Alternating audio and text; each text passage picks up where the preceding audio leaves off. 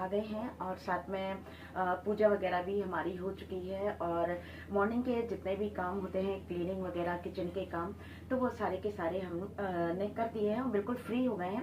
Lunch वगैरह होना है तो वो करीब होगा 1 से 1:30 बजे के बीच में।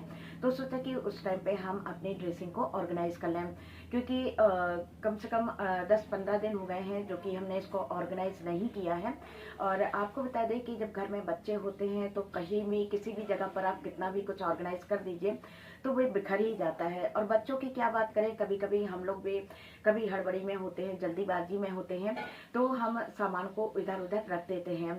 तो कोई भी जगह हो उसको आपको हफ्ता, 10 दिन, 15 दिन में उसको ऑर्गेनाइज करना ही पड़ता है।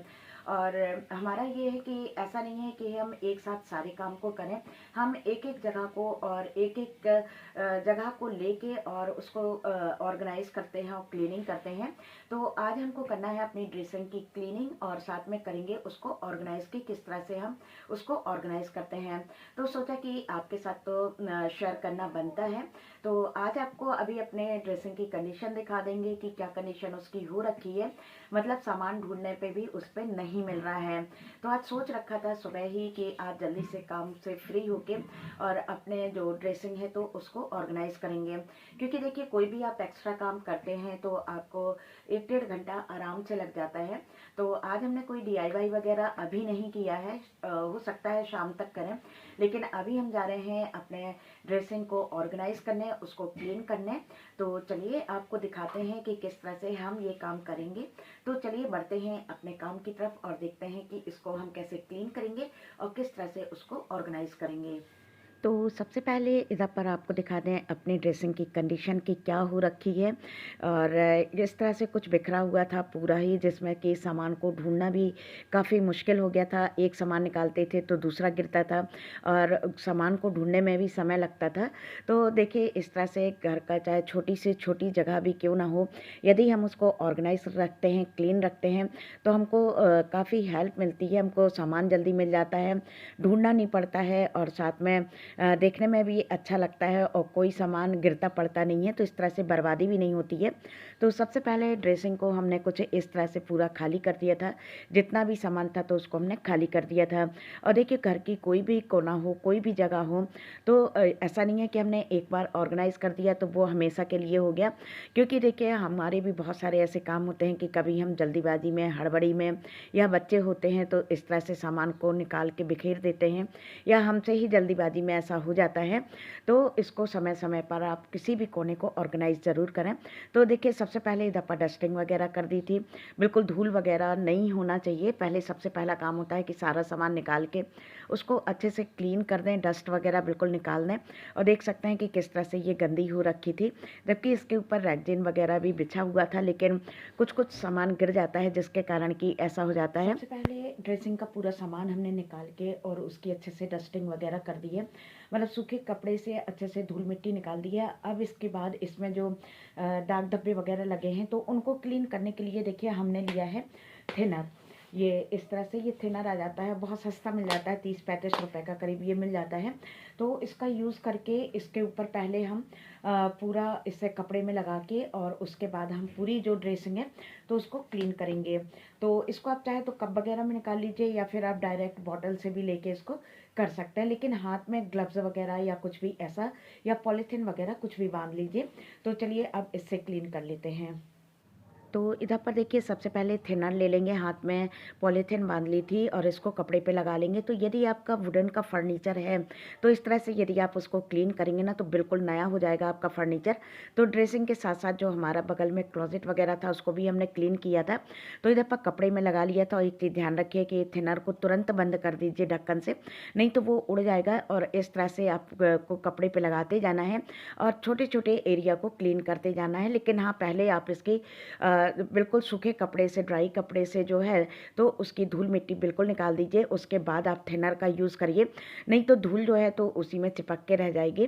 तो इस तरह से देखिए आपको पहले क्लीन कर लेना है। अब इसके बाद आपको 2 चम्मच लेना है मस्टर्ड ऑयल, इस तरह से ले लीजिए, मतलब पूरा आप थिनर से पहले पोंछ लीजिए, उसके बाद लीजिए 2 चम्मच मस्टर्ड ऑयल और साथ में लीजिए 2 चम्मच आप सिरका ले लीजिए और जो वाइट विनेगर आता है उसको ले लीजिए। और साथ में इसके बाद जो है तो आपको फिर से लेना है थिनर। थिनर। थिनर की भी क्या करना है कि आपको 2 चम्मच थिनर का मतलब तीनों ही चीज़ें बराबर मात्रा में आप ले लीजिए। देख लीजिए कि आपकी जगह छोटी-बड़ी किस हिसाब से है और इसको बहुत अच्छे से मिक्स करना है, मतलब इसको 2-3 मिनट तक अच्छे से फेंट दीजिए, तो ये बहुत अच्छे से मिक्स हो जाता है, क्योंकि ऑयल होता है तो थोड़ा-सा टाइम लगता है। और इस तरह से कपड़े में थोड़ा-थोड़ा लगाते जाइए और इसको अच्छे से इस पे पॉलिश की तरह कर दीजिए और आप देखेंगे कि आपका कोई भी वुडन फर्नीचर होगा ना, आप खुद देख सकते हैं कि जहाँ पर नहीं किया है उधर और जहाँ पर कर दिया है उसकी कंडीशन क्या है। और वुडन फर्नीचर आपका बिल्कुल चमक जाएगा, बिल्कुल नया हो जाएगा। तो इस तरह से देखिए इस चीज़ का आप यूज़ करिए। देखिए इधर पर हमने जो भी क्लोजेट वगैरह था तो उस पे भी कर दिया था कि क्योंकि इस रूम की भी हमको पूरी डीप क्लीनिंग करना है, साथ में इसका डेकोरेशन वगैरह करना है, तो ये भी आपके साथ हम शेयर करेंगे। तो देखिए इधर पर हमने तारपीन का तेल, मस्टर्ड ऑयल और सिरके कुछ से इसको पूरा जितना जो कुछ था तो उसको इस तरह से पॉलिश कर दिया था। अब इसके बाद लेना है आपको सूखा कपड़ा, और आपको बता दें कि सूखे कपड़े से ज़रूर पोंछ दीजिएगा। यदि ये लगा रह जाएगा ना तो डस्ट और इस पे चिपक जाएगी और वो और ज़्यादा गंदा हो जाएगा। तो इसलिए इसको आप ज़रूर पोंछ दीजिए सूखे कपड़े से, और आप खुद देखेंगे कि किस तरह से आपकी पूरी ड्रेसिंग जो है तो किस तरह से चमक गई है काफ़ी अच्छे से।